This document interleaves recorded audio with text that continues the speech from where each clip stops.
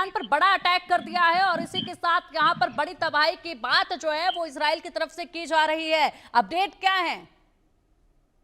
देखिए पिंकी, जिस तरीके से इजराइल ने अब ताजा हमले किए हैं और ईरान के वो जो बचा खुचा उनके पास एयरबेस में हेलीकॉप्टर्स हैं या फिर उनके फाइटर जेट्स हैं, उनको भी तबाह किया है। और खासतौर पे अगर आप देखें तो एयर डिफेंस सिस्टम जो सबसे ज्यादा इस वक्त के जो ड्रोन वॉरफेयर शुरू हुआ है उसमें जरूरी होता है, वो जब तबाह हो जाए तो आप सोचिए कि किसी भी देश के लिए कितनी ज्यादा चिंताएं या कितनी बड़ी चुनौतियां जो हैं वो हो जाती हैं। अभी जो ताजा जानकारी है उसके मुताबिक ईरान में काफी नुकसान हुआ है। उसके बचे हुए जो फाइटर जेट्स हैं या फिर हेलीकॉप्टर्स हैं उनको नुकसान पहुंचा है, और ये नुकसान जो है वो लगातार बढ़ता जा रहा है, क्योंकि इसराइल ने ये साफ कर दिया है कि इसराइल अपने हमलों को नहीं रोकेगा जब तक कि ईरान जो है वो कहीं ना कहीं चुप नहीं होता।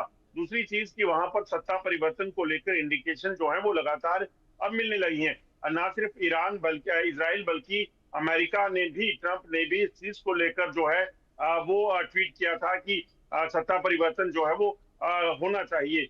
तो ऐसे में कहीं ना कहीं अब देखना है कि ये कब तक होता है। क्या ये समझा जाए कि जो इस वक्त ईरान के मुखिया हैं उनको उनका जो है तख्ता पलट किया जाएगा जैसे सीरिया में हुआ? क्या ऐसी ही स्थिति इस वक्त ईरान में भी बढ़ने वाली है या नहीं? हम्म, बिल्कुल। फिलहाल लगातार बड़े इस तबाही से जुड़े हुए अपडेट सामने आ रहे हैं। एक और जानकारी महत्वपूर्ण सामने आ रही है अजय, उसका भी रुख करेंगे। अपडेट आपसे हम लेंगे। इजराइल ईरान युद्ध के बीच में बड़ी खबर है ये। अमेरिकी हमले के बाद रूस का बयान आया है। ईरान की मदद के लिए कई देश तैयार हैं, ये रूस ने कहा है। परमाणु हथियार देने के लिए तैयार है। इस वक्त की ये बड़ी जानकारी सामने आ रही है। रूस ने यहाँ पर स्पष्ट कर दिया है। बता दें कि ईरान के विदेश मंत्री रूस पहुंचे हुए हैं, जहां पर बैठक हुई है। उसके बाद एक बड़ा बयान सामने आया है। अब तक रूस पूरी तरीके से, जब से अमेरिका ने अटैक किया था ईरान पर, उसके बाद से रूस पूरी तरीके से चुप बैठा था, खामोश था। लेकिन अब बयान आया तो बेहद बड़ा बयान आया। परमाणु हथियार देने के लिए तैयार है, ये रूस ने कहा है। कई देश हैं जो इस वक्त ईरान के साथ खड़े हैं, ईरान की मदद करने के लिए तैयार हैं, यहां तक कि परमाणु हथियार देने के लिए भी तैयार हैं।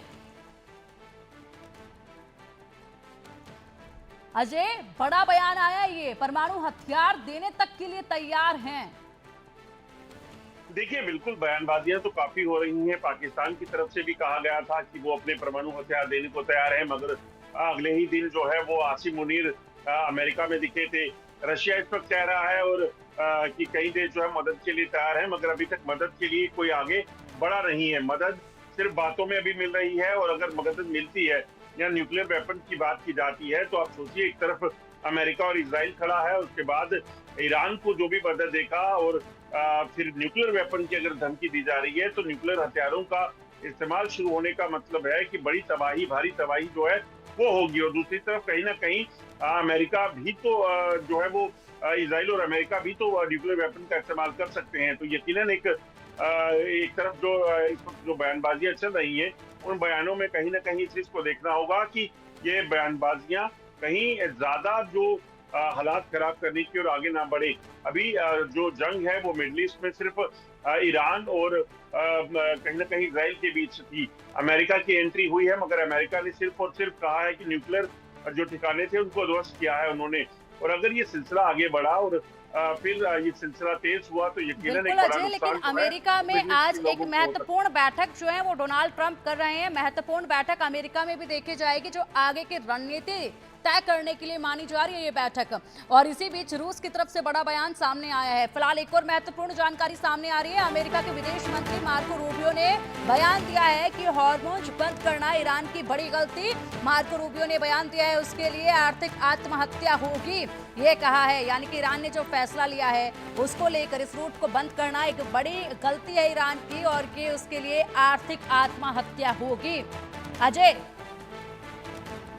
देखिए बिल्कुल, आपको बता दूं, हार्मुज बंद करने का मतलब है कि आप जो ईरान के पास जो तेल है उस तेल को आप दुनिया के बाकी हिस्सों में या फिर वहां से जो चीज आनी है उसको आप रोक रहे हैं। मतलब आप जब जंग के बीच में हैं तो आपकी इकोनॉमी पहले ही शैटर होती है, और अगर आप इस मौके पर इस रूट को बंद करते हैं तो सी रूट को बंद करने का मतलब है कि इससे पूरी दुनिया के साथ आप नाता तोड़ रहे हैं। नाता तोड़ने का मतलब है कि फिर एक तो जंग और आगे बढ़ेगी, और दूसरी तरफ आप इकोनॉमिकली अपने आप को और कमजोर करते जाएंगे। तो यही वजह है। आप देखिए, रशिया और यूक्रेन की जंग पिछले 3 सालों से चल रही है, मगर भारत लगातार रूस से जो है वो तेल का निर्यात करता है, और कई जो चीजें हैं उसको उसको लेकर डील जो है वो लगातार चल रही है। इसी तरह से आप देखें तो इसराइल और कहीं ना कहीं जो हमास के बीच में जंग चल रही थी, इसराइल ने भी अपने जो एक्सपोर्ट्स थे उनको नहीं रोका, क्योंकि वो जानता है, वो देश जानते हैं कि उनको अपनी इकोनॉमी को स्टेबल रखना है, तभी जंग में भी वो खड़े उतर पाएंगे और चीजों को देख पाएंगे। तो इसलिए मार्को रूबियो ने साफ कहा है कि हम जो इस रूट को बंद करने का प्लान किया गया है ईरान की तरफ से, एक बहुत बड़ी गलती है। ये इकोनॉमिकल सुसाइडर है। और अगर देखिए, जब जंग चल रही है, ऐसे में इस रूट को बंद करने का अगर प्लान किया जाता है, तो यकीनन जो बाकी देश हैं जिनको इससे नुकसान होगा, उनको भी उकसावे की जो है इसे कहीं ना कहीं कहा जाएगा।